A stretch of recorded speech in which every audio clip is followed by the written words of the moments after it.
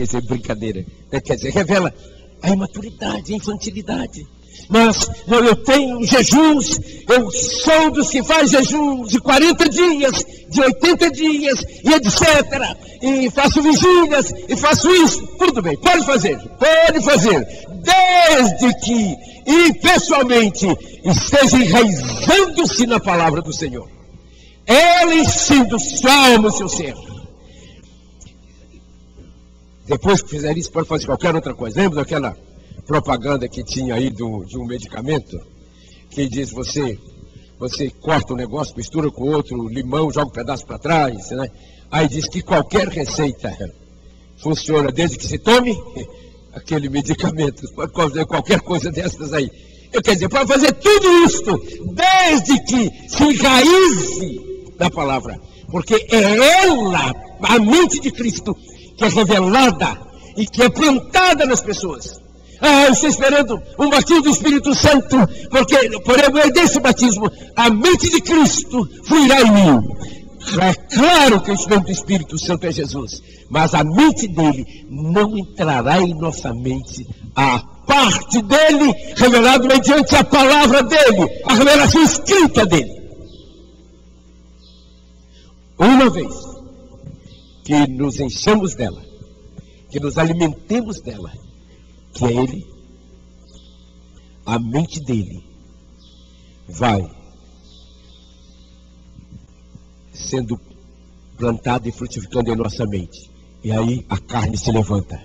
Mas quando ela se levanta, a reação será semelhante à de Jesus, quando Satanás vem tentá-lo para induzi-lo ao pecado.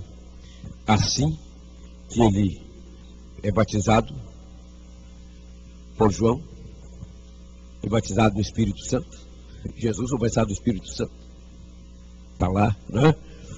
E foi conduzido pelo Espírito Santo ao deserto para 40 dias de jejum total, fragilizado. Porque Jesus não estava em jejum no ambiente climatizado, cercado de pessoas, dando proteção externa. Jesus estava em jejum dentro de uma batalha com os demônios noite e dia.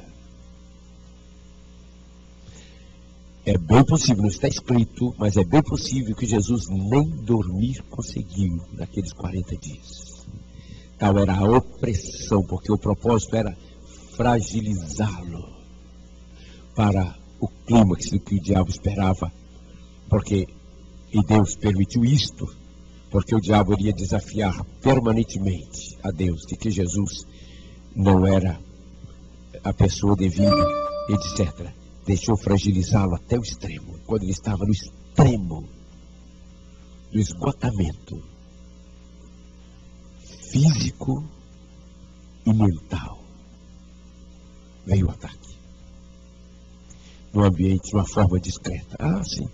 Se você é o filho do homem, manda que essas pedras se tornem pães para suprir a sua aflição, sua fraqueza. Qual foi a reação de Jesus? Qual foi a resposta? Nem só de pão viverá o homem, mas de toda a palavra que sai da boca de Deus. Eles estavam fazendo o quê? Citando o quê?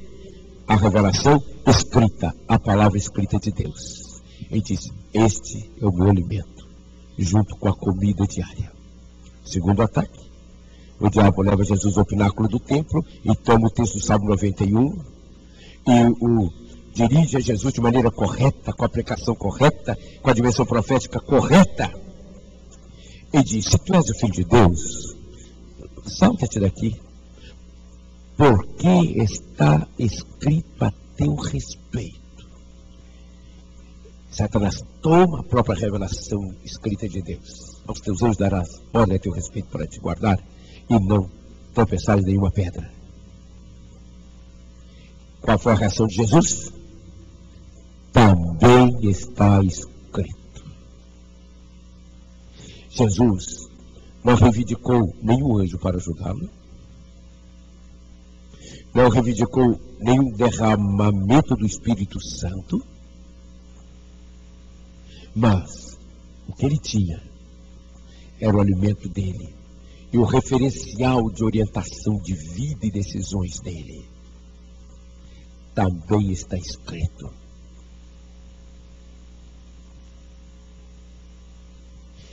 Terceiro ataque foi tentar suborná-lo. E aí o texto de Lucas é mais detalhado.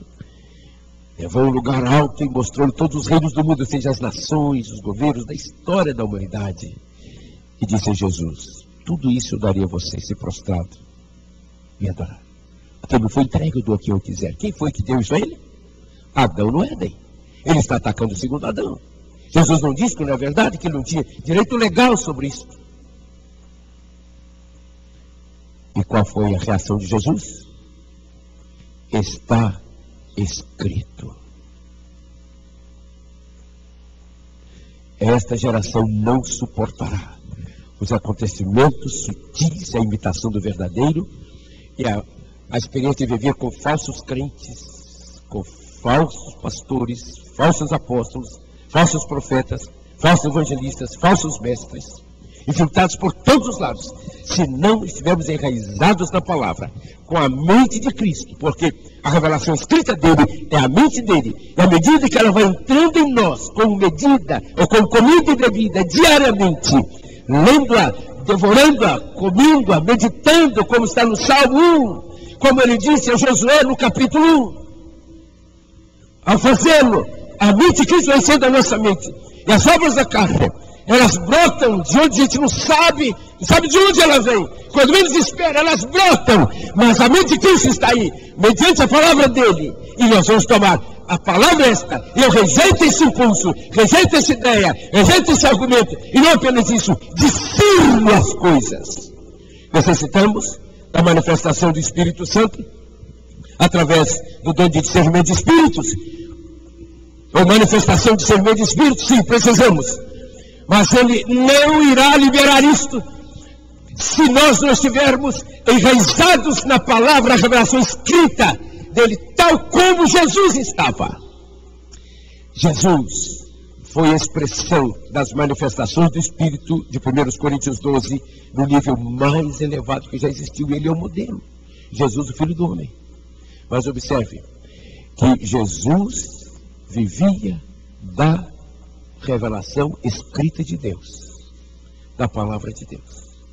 Então eu estou esperando que nós vamos receber do Espírito Santo um batismo para que as manifestações dele, descritas em 1 Coríntios 12, comecem a fluir em mim e que o próprio dom de discernimento de Espírito flua sem que eu ame a revelação escrita dele. A palavra dele arde em mim. Eu não posso viver sem ela. Se me tirar o acesso à revelação escrita dele, é como tirar a minha alma do meu ser. Por isso necessitamos discernir, nos alimentarmos. Aí a mente de Cristo irá fluir, porque a mente de Cristo está nela. Ela é a mente de Cristo. Então teremos vitória contra a carne. As obras da carne vão se levantar, mas teremos vitória. E também teremos vitória contra os demônios, mesmo que o ex-Lúcifer se apresente vestido disfarçado de anjo de luz. É por causa da palavra, da revelação escrita dele para nós. E é exatamente esta revelação escrita que há de ser pregada, exposta, demonstrada. Uma vez que ela seja demonstrada, dela irá fluir uma relação com Jesus chamada de fé, vinculada à pessoa de Jesus, ao caráter dele, ao caráter da palavra de Deus. E então, este é o evangelho dele. Este é o evangelho do reino. Este é Jesus, porque o evangelho é ele. Como discernimos estas coisas e nos tornamos congregações ou igrejas que sejam expressão desta realidade? Eu creio, amados, que todos os filhos legítimos do Senhor, nesta hora, em todo o mundo, os que já estiveram em momentos muito elevados, digamos, de manifestações verdadeiras do Espírito, de avivamentos espetaculares, verdadeiros, estão nadando e buscando o discernimento para se situarem. há uma